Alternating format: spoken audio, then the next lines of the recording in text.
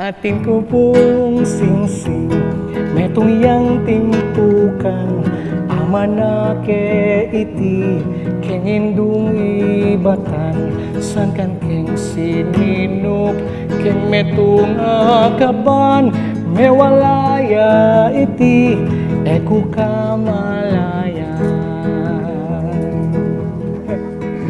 Di ba may katuwa na yun, ano? Magandang araw, Kuya Eric. Magandang araw po, Kuya Eric. Hi, kids! Magandang araw! Sige, maupo na kayo. Go!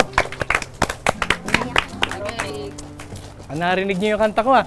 Siya nga pala, sila yung mga bagong bata, na mga maliliit na bata, na bago natin makakasama dito sa KNC Show.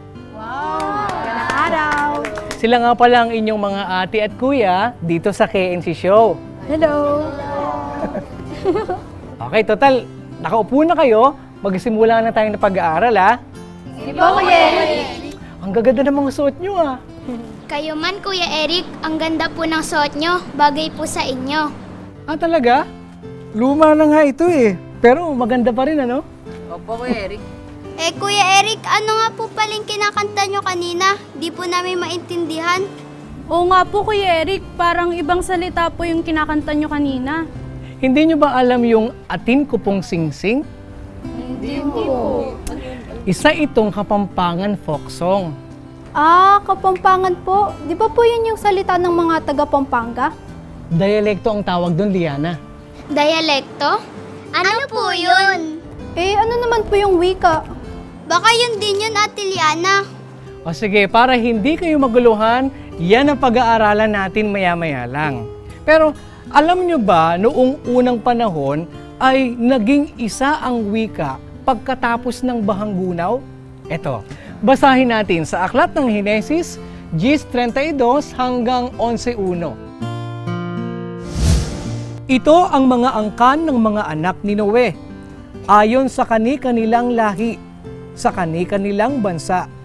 At sa mga ito, nangabahagi ang mga bansa pagkatapos ng bahang gumunaw. At ang buong lupa ay iisa ang wika at iisa ang salita. Ibig sabihin po pala nun, Kuya Eric, noon pa man ay may wika na? Oo, Maymay. At sa paglipas nga ng mga panahon, ay nagkaroon na rin ng iba't ibang wika. At yan ang ating verse of the day.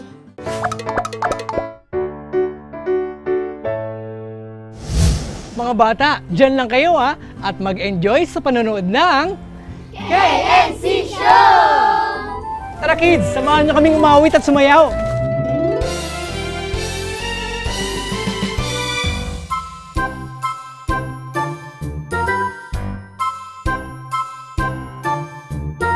Halina kayo, tayo ay mag-aral. Sabay-sabay natin alamin ang totoo. Ang kawan ng kordero sa inyo'y nag-aanyaya. Mapalad nga naman ang bumabasa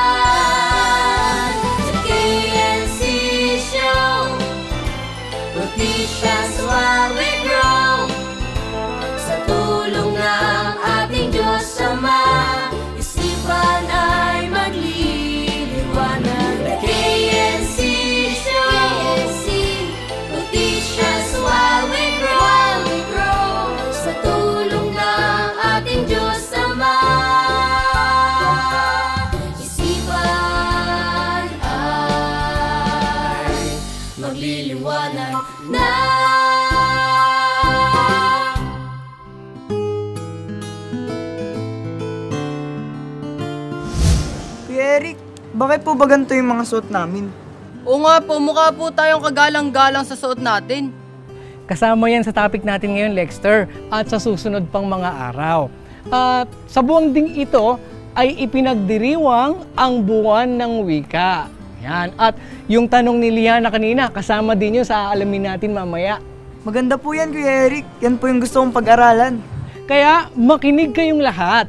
At ang una nating aalamin ngayon ay ang tungkol sa wika at dialekto sa ating bansa. Sige po, Kuya Eric, pag-aralan po natin yan. Tara kids, samahan nyo kami. Abangan nyo yan sa pagbabalik ng KNC Show!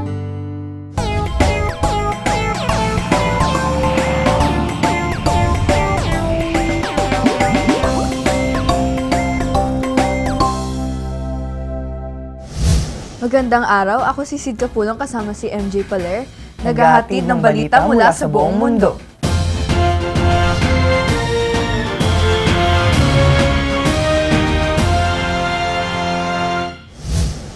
Tumanggap na ang Komisyon sa Wikang Filipino o KWF ng nominasyon para sa Ulirang Guro sa Filipino ngayong taon. Ang Ulirang Guro sa Filipino ay isang gawad na taunang ibinibigay ng komisyon sa wikang Filipino sa mga pili at karapat-dapat na guro sa Filipino sa bawat rehiyon ng bansa. Layunin ng komisyon na manghikayat at magpalaganap ng wikang Filipino sa pamamagitan ng mga insentibo at mga gawad. Kaya nais ng tanggapan na makilala at maipagparangalan ang mga natatanging guro sa Filipino na nagpakita ng aking talino at edukasyon sa pagpapalaganap at promosyon ng wikang Filipino at mga wika at kultura sa kanilang komunidad. Natapos ang pagtanggap ng tanggapan ng KWF noong ika-14 ng Hunyo. Hanggang dito ang aming pagbabalita. Ako si Sid Kapulong. At ako si MJ Paler, Naghahatid ng balita mula sa buong mundo.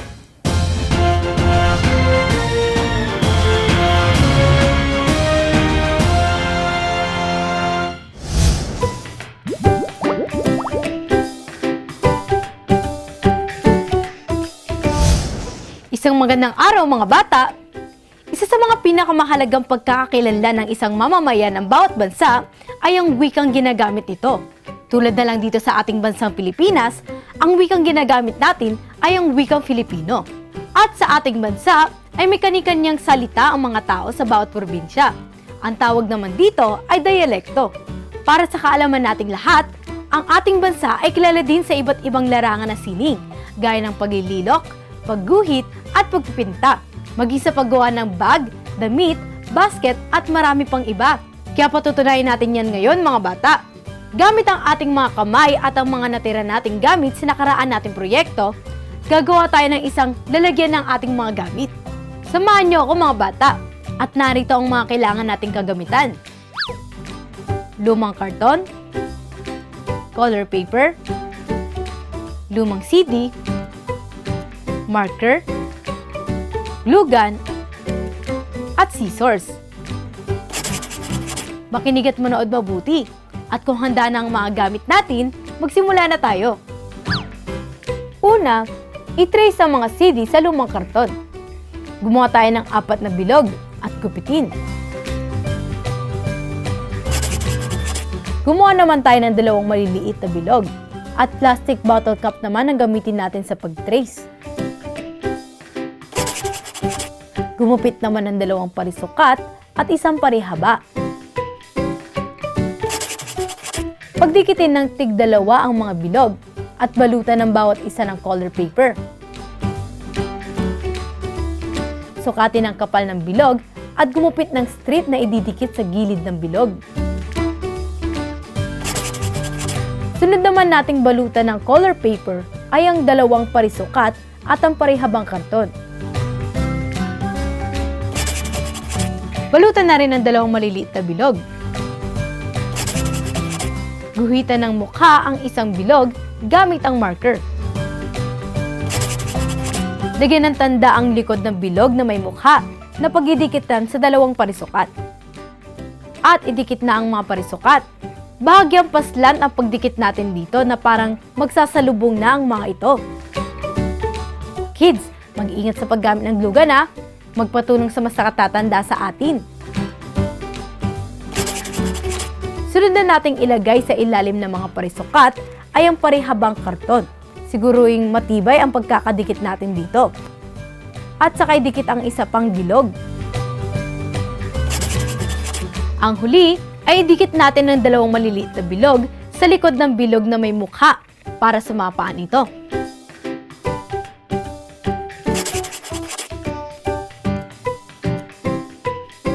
O yan mga bata, nakagawa tayo ng nakakatuwang lalagyan sa pamamagitan ng muling paggamit sa mga bagay na inaakala nating basura na. Sa pamamagitan ng malikhain nating pag-iisip, ay nakakagawa pa tayo ng mga gamit na kapakipakinabang. At isa rin yan sa pagkakakilanlan nating mga Pilipino. Marami pa tayong gagawing art project, kids. Kaya muli tayo magkita-kita kung loloobin ng Diyos. At sinayin natin ang ating kaalaman dito lang sa Kids Craft.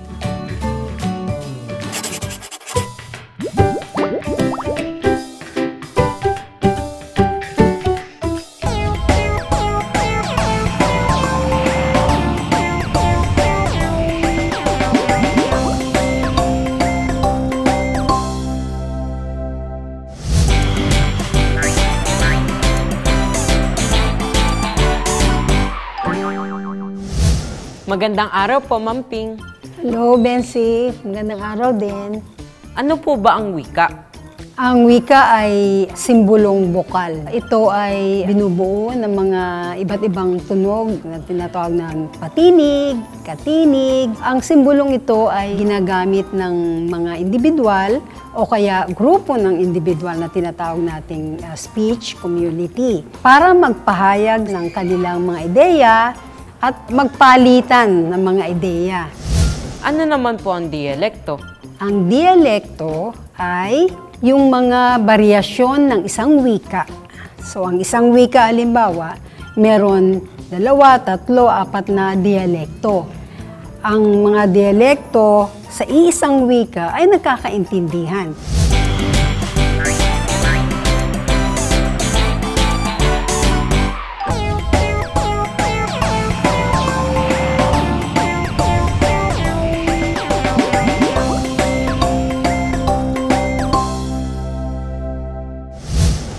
Galing naman. May iba't iba tayong dialekto pero iisa lang ang wikang pambansa natin. Ang sarap pag-aralan at alamin ang tungkol sa ating wika. At nakakahanga din po ang ibinalita nila MJ tungkol po sa paggawad ng mga ulirang guro ng Filipino dahil po sa pagsisikap nilang maituro ito ng maayos sa mga kanilang tinuturuan. At talagang matyaga nilang itinuturo ang wikang Filipino sa inyo. Kaya mahalin natin ang ating wika, Opo, Kuya. At ngayon, puntahan na natin ang ating Bible story. Noong nakaraan ay natunghayan natin ang pagtitipon ni Josue sa lahat ng mga lipi ni Israel. Sinabi po ni Josue ang sinabi ng Panginoon sa kanila. Sinabi din po niya ang mga kabutihang ginawa sa kanila ng Panginoon mula sa pagkuha at pagpatnubay sa kanilang amang si Abraham hanggang sa pagbibigay po sa kanila ng masaganang lupain. Kaya't binilinan ni Josue sila na paglingkuran nila siya na may takot at pagtatapat. Alam nyo ba kung ano ang sinabi ng mga anak ni Israel kay Josue? Eto, basahin na natin ang nakasulat sa aklat ng Josue 24:16 hanggang 33.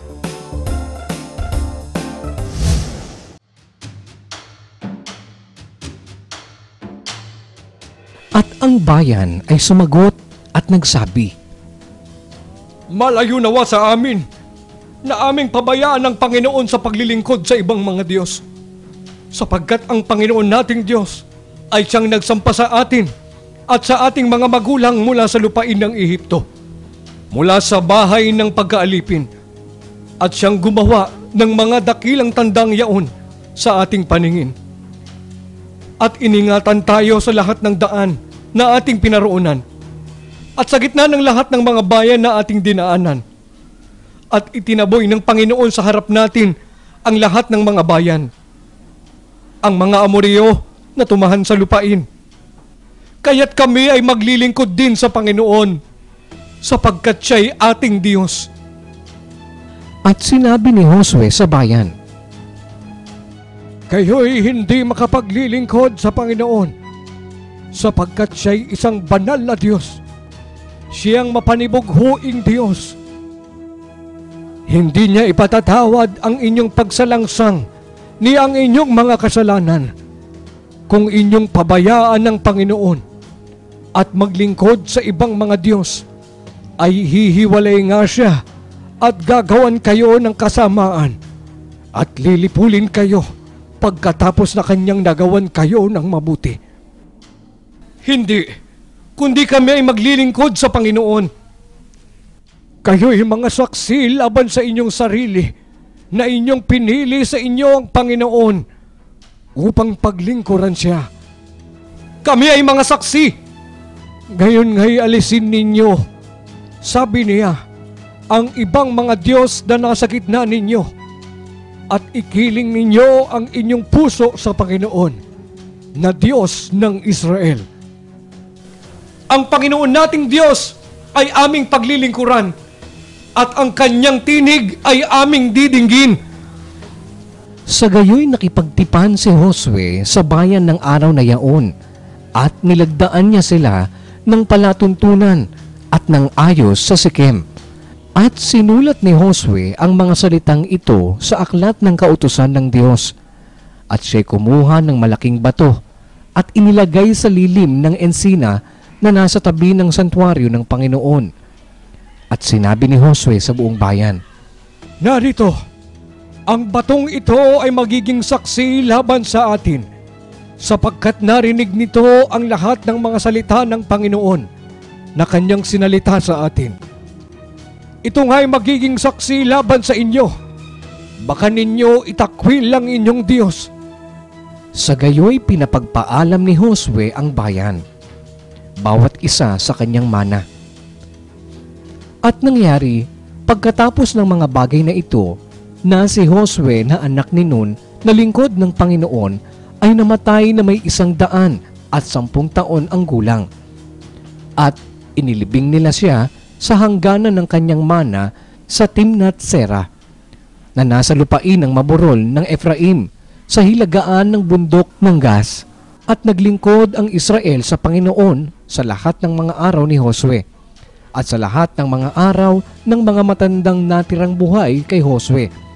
At nakilala ang lahat na gawa ng Panginoon na kanyang ginawa sa Israel.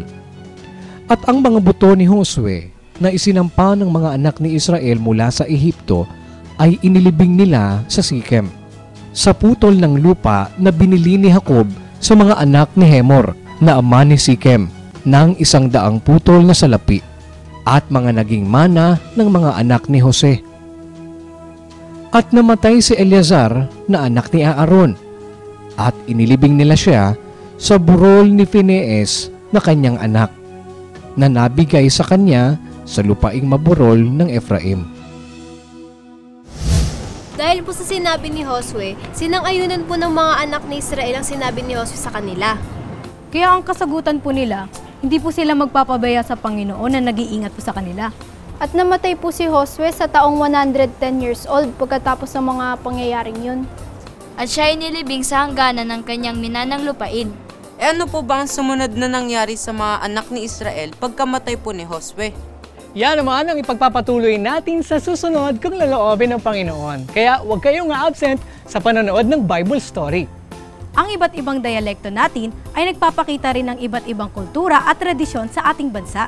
At meron tayong isang wikang pambansa na nagbibigay ng komunikasyon sa atin. Tama! At anumang wika o dialekto ang marinig natin, ang mahalaga ay ang pakikinig natin sa mga karunungang maaari nating makuha dito. Basahin natin ang nakasulat sa Aklat ng Kawikaan 2:2. Na anupat iyong ikikiling ang iyong pakinig sa karunungan at ihihilig mo ang iyong puso sa pag-unawa. Sa susunod, kung lalabi ng Diyos, alamin naman natin kung anong pinanggalingan ng wikang Filipino, gayon din ang alpabeto natin. Abangan niyo yan, ha? Tara kids, samahan niyo kaming umawit at sumayaw. Bawat bansa at lahi ay mayroong sariling wikang namumatawi sa bawat labi. Ang wika ay kailangan sa pagkakakilanlan at magkaunawaan ang buong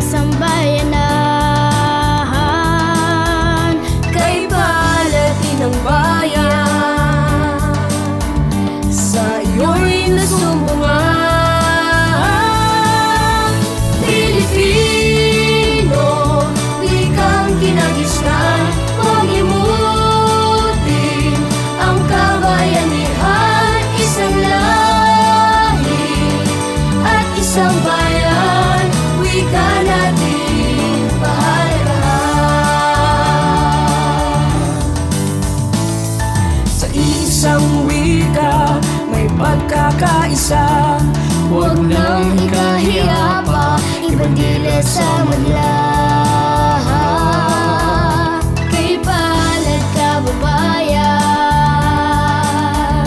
ng ating pinagmulan.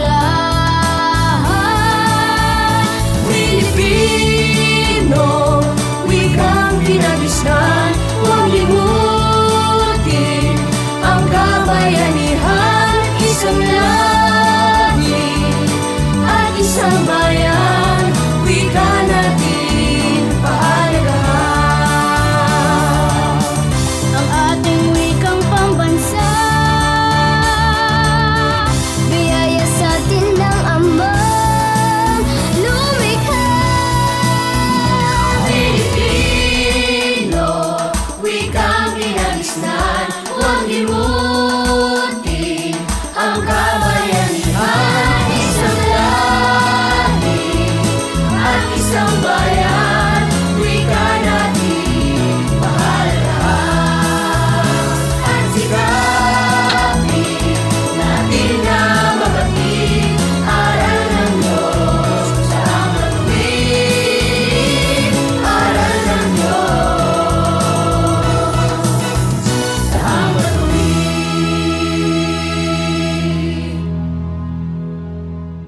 Hanggang dito mga bata, sa susunod kung loloobin ng Panginoon ay muli tayong magkita-kita. Dito lang sa nag-iisang Bible School on Air, ang KNC Show!